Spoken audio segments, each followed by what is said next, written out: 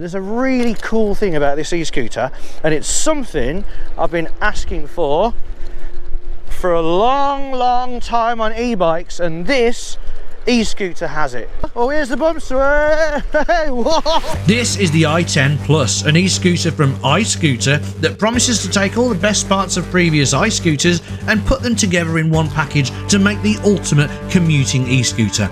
It also has an amazing feature that I've been crying out for on e-bikes for ages, a really simple feature that I'm amazed I haven't seen before on an e-bike or an e-scooter. Hello, and it's been a long time, but I'm on an iScooter. This is the i10 Plus, and currently I'm in walk mode. I've just done Sandy Lane on it, which we will show you later. But yeah, at the moment I'm in this mode called walk mode. If I double tap the button, I will move to eco mode. So going to eco mode goes from 6 miles an hour up to 9 miles per hour. Now, I've actually just unlocked this e-scooter, which is done by holding down the brake and pressing that little button 5 times. So, thus turning this already illegal e-scooter a bit more illegal. But we won't be going to Alabama. We'll be staying right here in Laveria again. So when it comes, it goes 16 miles an hour. I have unlocked it to, apparently go 25 miles an hour. Oh, there's a really cool thing about this e-scooter, and it's something I've been asking for a long time on e-bikes, and this e-scooter has it. I'm going down a hill and I'm going pretty quick, well 19 miles an hour, which is pretty much the top speed of the previous iScooter commuter style scooters I've had in the past. I've tried first the i9 right near the start of the channel's life. It's raining, oh no. Yeah, it's, oh god, really? Not due till 5 o'clock, but nah, it knows I'm coming out. So yeah, anyway, i9, I love that scooter. Very simple scooter, commuting style scooter. Didn't have suspension, and it had those honeycomb tyres that are a bit hard.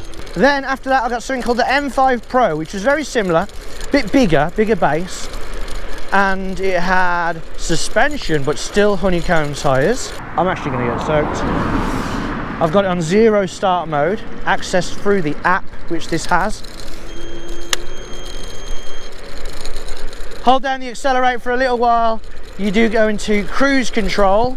Then after that I actually got the iX4, which is it was a different kind of scooter. It was more of their kind of off-road style scooter, about 800 watts, and it was a very nice scooter. That did go about 25 to 28 miles an hour.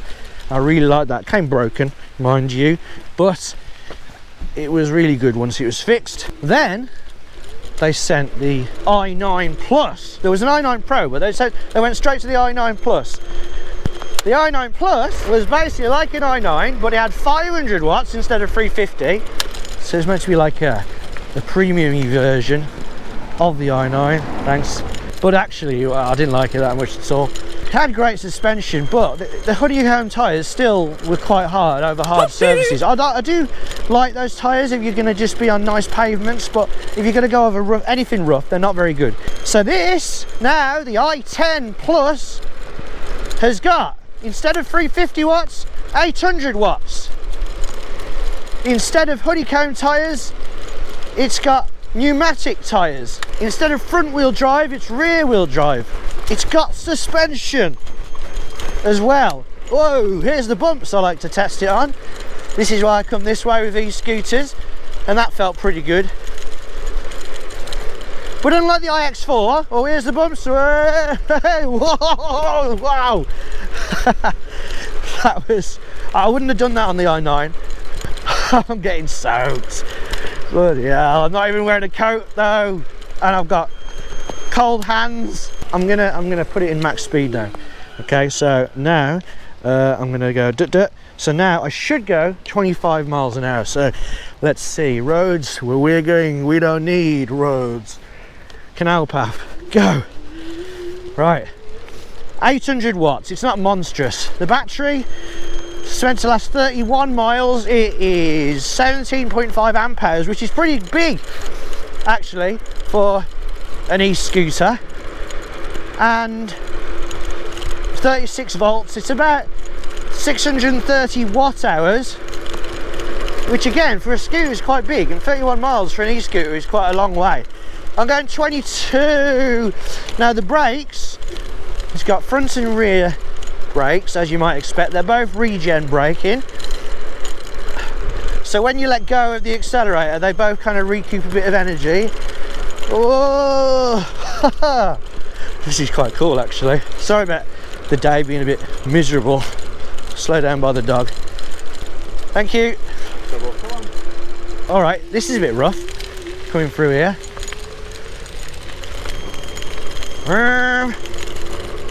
Oh no, no, no, no, no, no, no, no, no, no, no, no, no, I'm not going through that puddle. Nope, sorry.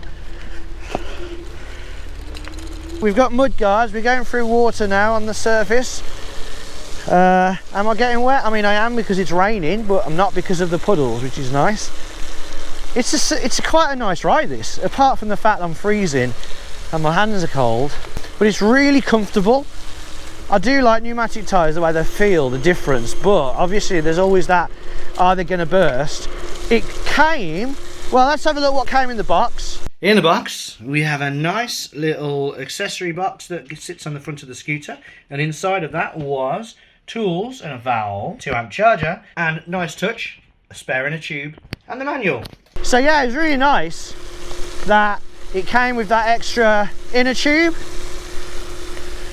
I am motoring along actually, I am going like 24 miles an hour right now. No doubt if you're a bit lighter than me, you definitely get 25. I reckon some people might get 26 or 7, but it's fast. But yeah, oh the brakes, I was talking about the brakes. The rear disc brake, mechanical, but front kind of hub brake, drum brake. So yeah, the brakes are pretty good. I'm not going to do full-on brake test, so I don't think you need to, but like I'm going 18 miles an hour, hopefully I don't fall off. I mean that slowed down quite quick, that did. They're very good. You can turn off the cruise control of the way, because it does cut in pretty quick. The great thing about e-scooters as well compared to e-bikes is that they're just so quick to put together. To put it together, all you got to do is put the handlebars on and then put the 4 screws in, 2 at the back and 2 at the front. Easy. The box wasn't too heavy or too big, and it was well packed as you'd expect. Oh, I've just realised I didn't tell you about the amazing thing that this scooter does that I've been crying out for on an e-bike. This is like the best thing about the scooter, and something I've really wanted for ages and I haven't told you. This scooter has got indicators.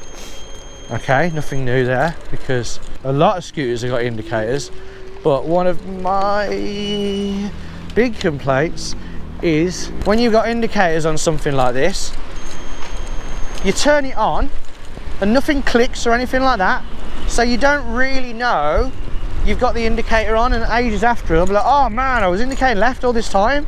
Right, watch this. So I'm coming up to this turning, I want to turn right, and on an e-scooter you don't want to stick your hand out, you want to have 2 hands on all the time. So little switch down there, I'm indicating right. Do you hear that?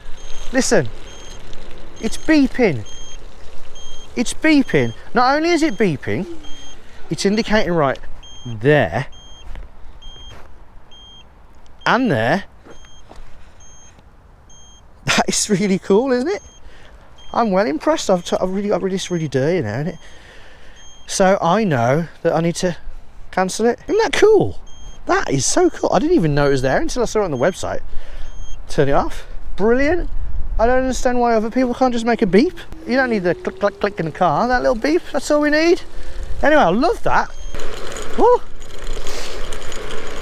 And this does have an app, so you can access a lot of the settings, because you might notice this screen's really nice, but you have to do everything through one button. So 1 click will turn the lights on and off. 2 clicks will change the speed level from walk, eco, medium, super or whatever. And then 3 clicks, 1, 2, 3, turns it from kilometers, 1, 2, 3 miles per hour, 1, 2, 1, 2, 1, 2, and then you can do 4 clicks for various things, 5 clicks for various things. Let us know in the comments though, what would you prefer, pneumatic tyres or honeycomb tyres that won't burst, that aren't as comfortable? In theory, I would say pneumatic if they're not going to burst, but they probably will eventually. I will say, even though I really like this display, like it's nice and bright and really easy to read, it doesn't tell you much. So if I want to know like how far I've gone and things like that, I've got to look through the app. Now iScooter have changed their app. They used to use this weird app called like CX Sin Walk or something like that. Now they use a different one, which is actually called iScooter, and it looks a lot nicer, but it doesn't have the speed unlock. You can lock and unlock the actual scooter itself, but not the speed. Oh, it's getting up here. It felt pretty good up that hill, but let's see what it's like up the hill, up Sandy Lane. 2, 1, go. Whoa. Okay, it took off really quick and then didn't go that quick. Okay, so we were in cruise control. When I first got this, I thought it was dual motor. I was expecting a dual motor scooter, but it's actually only a motor at the back, so it's rear wheel drive. And then the front is just a drum brake basically, but this is meant to be more powerful than the other ones, and it's only going to get about as far. So yeah, I thought it'd be a bit quicker than this. Hasn't stopped though, the others have. So let's see if we can get, I mean they don't really like this, I shouldn't really do it. Nah, 3 miles an hour.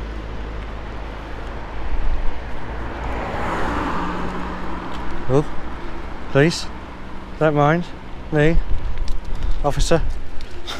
2 miles an hour, 3 miles an hour. You know what, it's trying to struggle up. I'm going to call it, I'm just going to say the entrance. So it's got a cool little clip, these do. Same with the i9 and the i9 Plus. Usually you pull that and it goes down, but you've also got to do a little clip there to pull it down. So an extra safety feature, I quite like that. Now this is a good bit. And straight down on there, you can see that. Clips in, pick it up straight away. Let's get it in. So, see that? I can't get it in.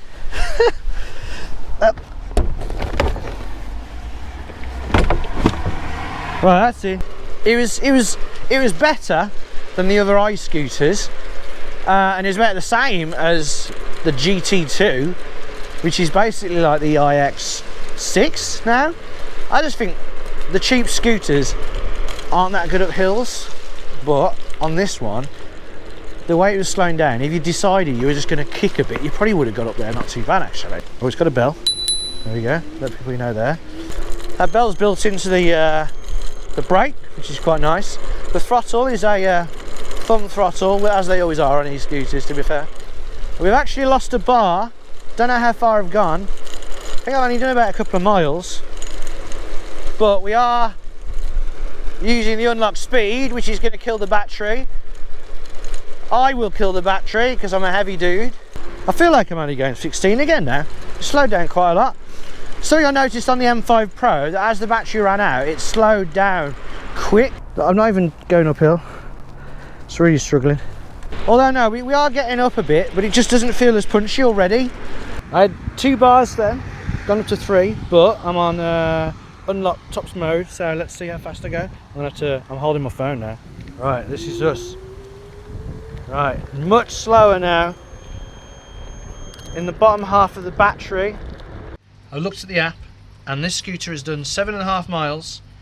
We're down to 3 bars, but it did go down to 2 bars momentarily. Bit of voltage sag there, but it is definitely a lot slower now. So you are not going to get 31 miles of really fast performance. More like 5 miles of really good performance if you unlock it. However, if you don't unlock it and you keep it at 16 miles an hour, it's going to last longer. But still, something to remember. It's a shame it's only 36 volts. I know a lot of scooters are, but it would have been nice if it was 48 volts. A bit more power in the delivery. Like, I'm not sure what 800 watts is. Is the motor just classed as 800 watts? Or are they calling that 800 watts because that's what it peaks at? You never really know with a lot of these companies. What I will say though is that all these iScooters have got 36 volt batteries, and this one, apart from the iX4, have all the commuter style, is noticeably quicker, but not that much better up the actual hill. So the question is, what do I think about this as a commuting e-scooter? Well, if I had to choose one of the e-scooters to go to work on, I would definitely choose this because it's faster, it's more comfortable with the suspension and the pneumatic tyres, the brakes are better. But having got to know iScooter style scooters, it's alright. It is heavy when you pick it up, because obviously these kind of things, if you want to lug it around on a bus or a train, you want it to be as light as possible, and the i9 is a lot lighter than this one. If I wasn't having to get it upstairs or onto a public transport, I would get this. If I was doing the last mile and I wanted it for public transport, I'd probably get the i9. However, the 399, it is a really good deal. So the i10 Plus may not get 31 miles with me on it, especially when unlocked to full speed, but despite that, it has a lot of good things going for it. It is undoubtedly the best commuting e-scooter that iScooter have made, and at £399 it's good value and quite cheap when compared to e-bikes with a similar performance. I've been really impressed, and the cool but simple feature that helps me remember that the indicators are on, the extra speed and the comfort makes the i10 Plus the scooter I would definitely choose for simple commutes. Just don't forget that at the moment e-scooters are technically only legal to own and use on private land. So anyway, that was the i10 Plus. If you're interested in purchasing it, we got links down below. We'll help the channel if you do, and it might convince iScooter to keep sending a few more for us to test. So if that video helped, don't forget to leave a thumbs up, and until next time, scoot safe, ride safe.